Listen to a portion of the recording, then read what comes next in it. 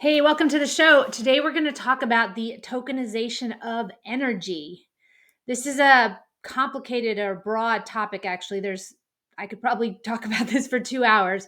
We're just going to cover some of the intro facets to this and discuss what does this really mean and what are the applications for tokenizing energy.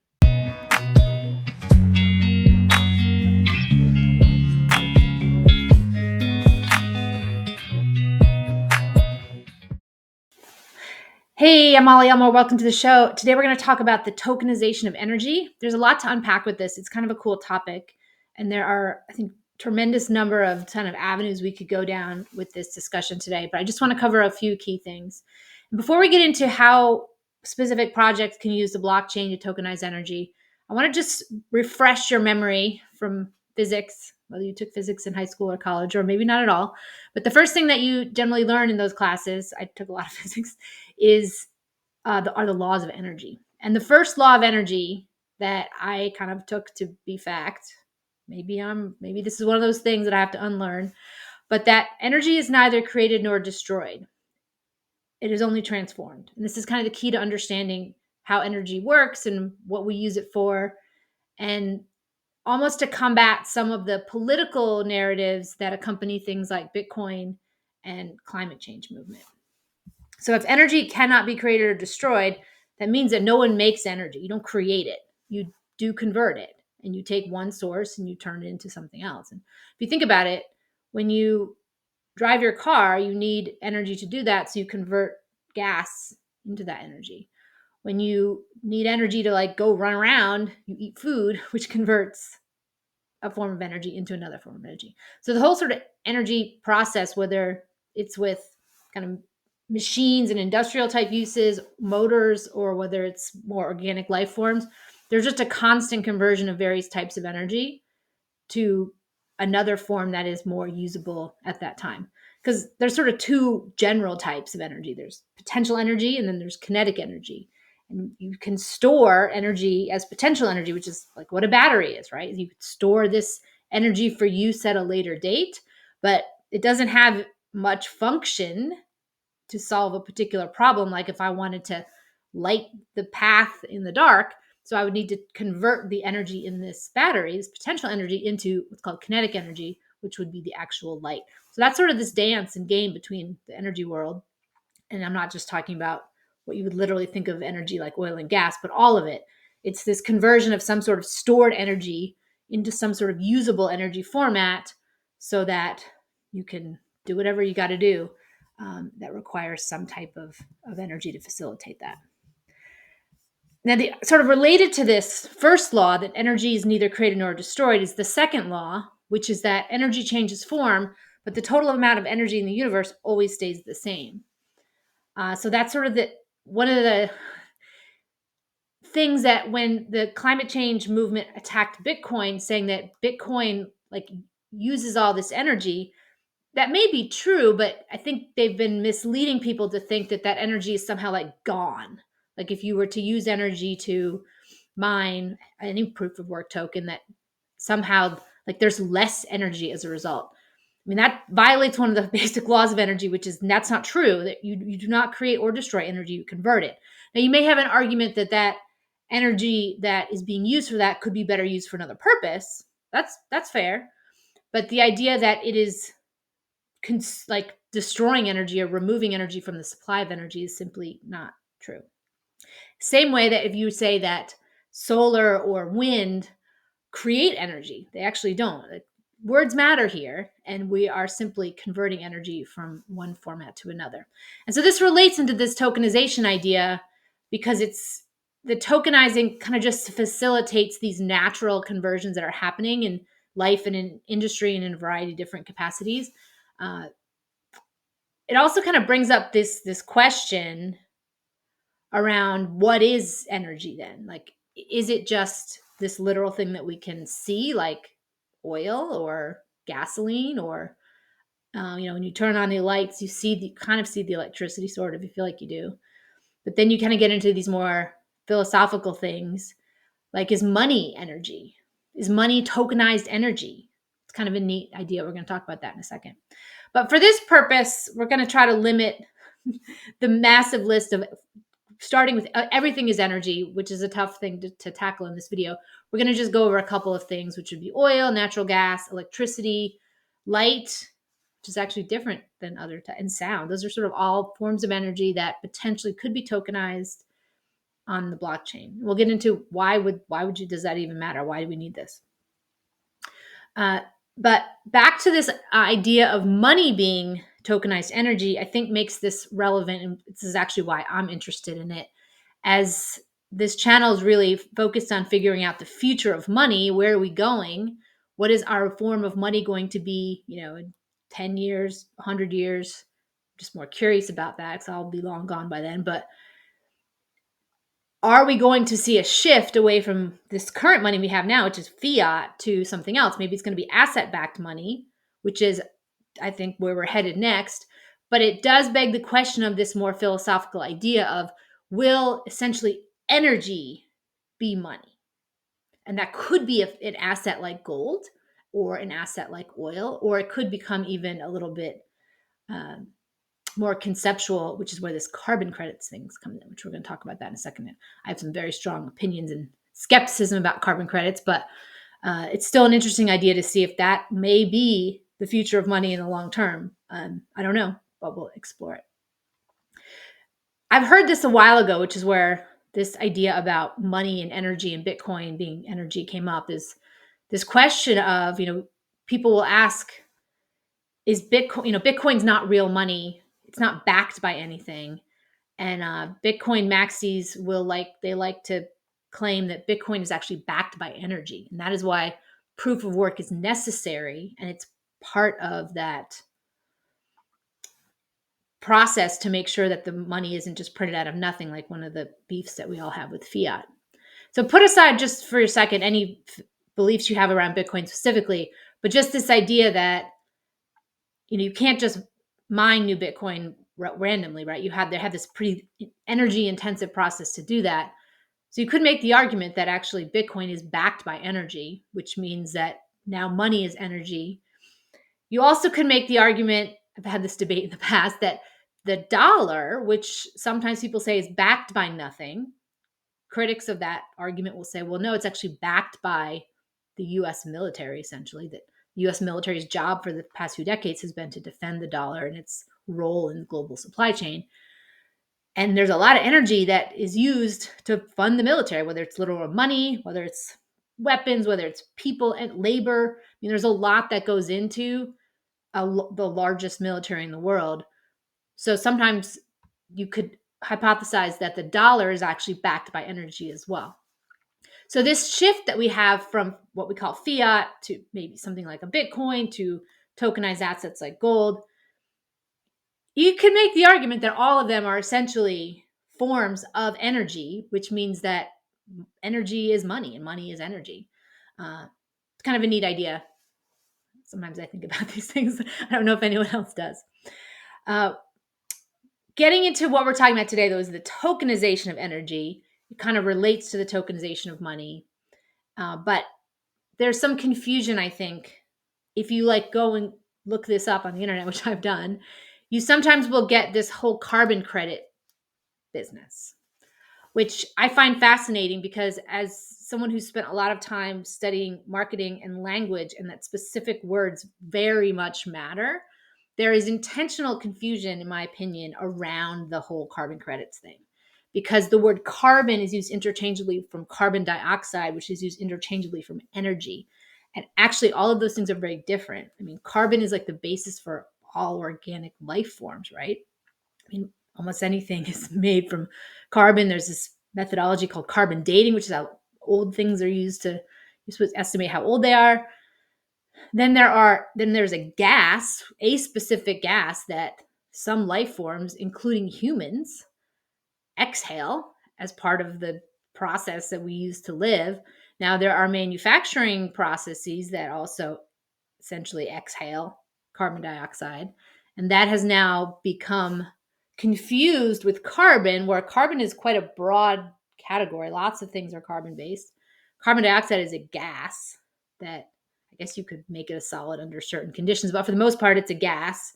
that is not the same as carbon. And then we confuse that with energy. Now, if everything's energy, that means that carbon dioxide is energy, but so is lots of things. But I think there's a lot of intentional confusion around that particular issue. The carbon credits thing is fascinating. I did a thread on a while ago. It's a long rabbit hole. I wouldn't be surprised in a couple months I'm not allowed to talk about carbon credits on YouTube anymore.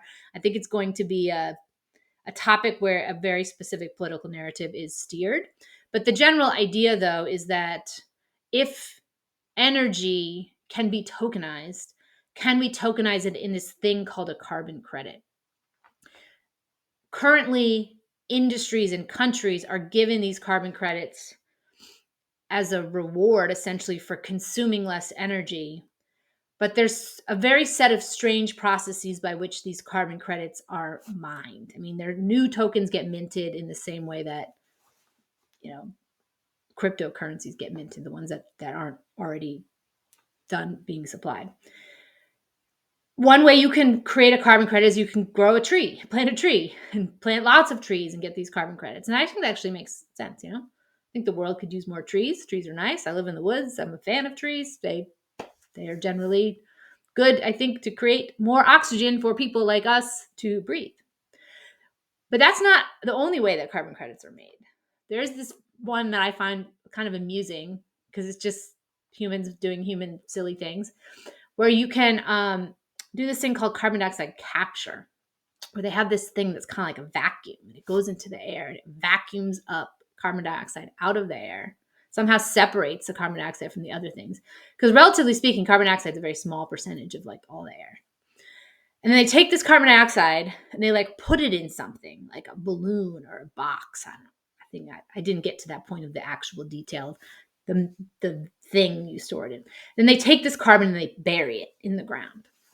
And that means that you have successfully removed carbon dioxide from the air. You get a credit, you get a token, you get money for it.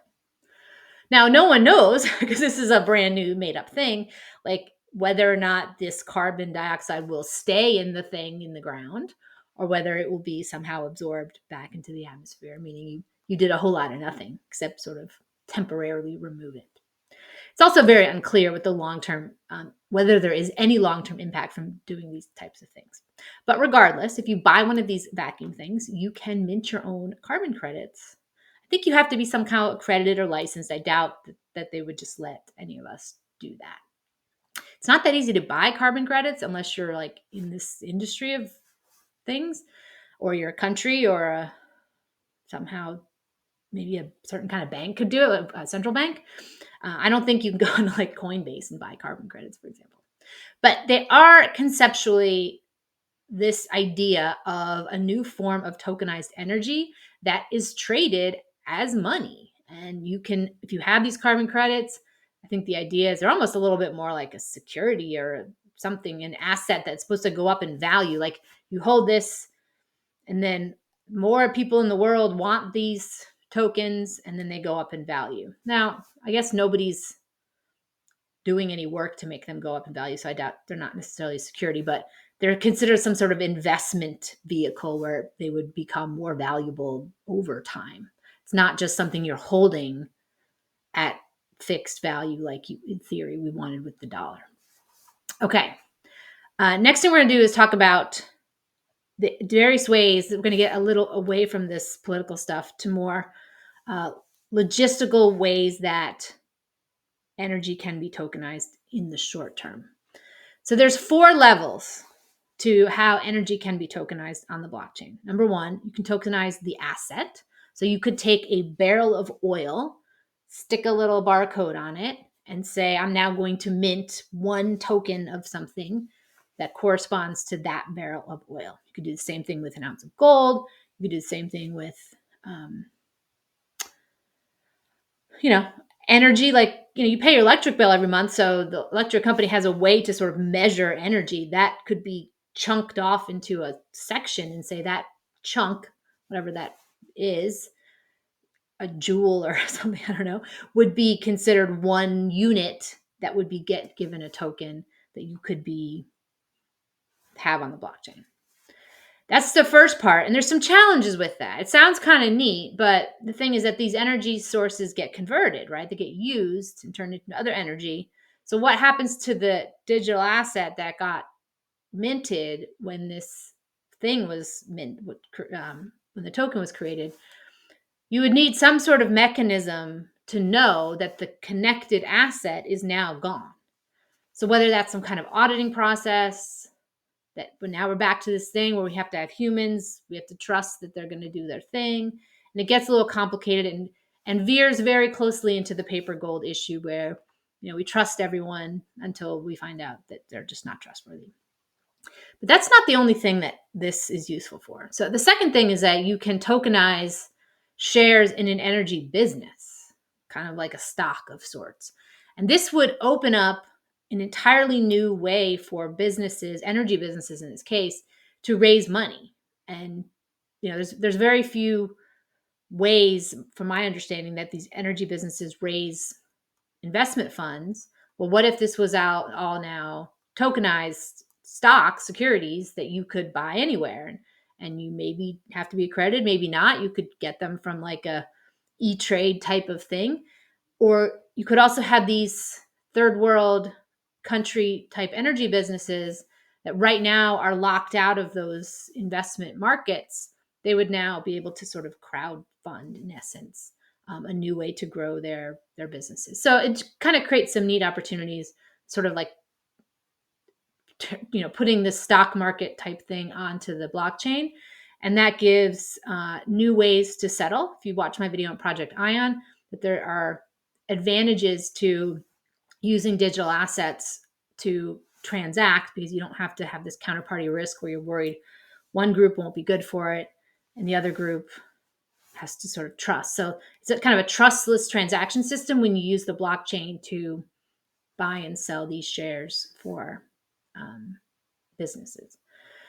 You also open up this new market, which is pretty cool and could grow the entire industry. The third thing is using the tokenization of transactions. And this is where the supply chain comes into place. So forget about the long-term need to tokenize oil forever. What if I just want to tokenize the oil from the place where it's drilled to the place where it's manufactured, processed or whatever, put into a barrel? Now it's going to get shipped by barge and go to a bunch of places, stop at customs, a bunch of middlemen have to do their thing. All of these parties who touch this barrel of oil along the way, some of them need to get paid, some of them need to fill out paperwork. That can all be done far more efficiently and accurately using the blockchain to manage that process. I actually think that's the biggest use, because there's a tremendous amount of inefficiency in the supply chain in terms of expensive administrative support, plus errors, double billing, missed bills, having to track down who paid what, waiting on contracts to get signed, waiting on the customs people to get paid or whatever, all these sort of parties along the way who participate. If that was all done on the blockchain using smart contracts to sort of make sure that appropriate people get paid at the right time, and you could sign off on these contracts, online in a much more modern way, I think that would be probably the coolest, most revolutionary way to tokenize this whole energy business. And that's not specific to just energy. That's the whole supply chain would be positively impacted by that. Then related to that, in the energy trading world, which I don't know very much about, to be totally honest, there are a lot of contracts, derivatives market. So you can sell these options. If I'm buying oil from some group and I'm nervous that the price of oil is going to go up, I can create a futures contract where I agree to buy it at a certain price. This sort of a variety of different derivatives products that are connected to energy and speculating on whether the price will go up or down. Sometimes those are done as like insurance type of situation. So you're trying to minimize the risk that you have. Sometimes they're more speculative, where you're just an energy trader and that's what you do. You make money off the price differences. And all of these contracts could easily be done via the blockchain to, one, increase transparency. So there's not a dispute of, oh, wait, you said that. No, you said that. If it's literally there on the blockchain for everyone to see. There's also less counterparty risk, which we've talked about a bunch in this channel, that if we're using digital assets to settle a transaction, the smart contract makes sure that everyone has what they need to have before the transaction goes through. So nobody is kind of having to trust that every other party is going to do what they're going to do. And so this will ultimately improve cost, because all of these mistakes and inefficiencies and unnecessary labor add up. They all are things that take money. So I think, sort of to wrap this up, there's a lot more to this tokenization of energy. We could see the actual assets themselves be tokenized. There's some complicated questions around that. The supply chain tokenization of energy, I think, is huge, and hopefully will be done most quickly, because the cost savings benefits are incredible. There's also the tokenization of energy businesses, which is a little bit more like in the stock world, but having them on the blockchain and be able to be traded on the blockchain increases just the available liquidity or funding, money to transact and buy those shares. And that's kind of a cool thing. And then we have the whole contract derivatives option side, where traders and energy companies or people that are buying energy contracts in the future would now have a new mechanism to do that via the blockchain. So I think we have some neat stuff. Next time, we'll kind of get into a little bit more of the philosophical side around other things that are considered energy that might be traded. One thing that I'll probably cover in the future is whether or not attention, like consumer attention, which is a form of energy, would be tokenized. So will we see tokens of, like, if I pay attention to a bunch of ads or something, could that become a resource that becomes tokenized? There's lots of neat things where this could go beyond the scope of the traditional energy sector, like oil, gas, electricity type of thing. But that was what we wanted to cover today. All right. I know I rambled a bit in this one. If you like this, please like the button below and subscribe to the channel, and I will see you in the next one.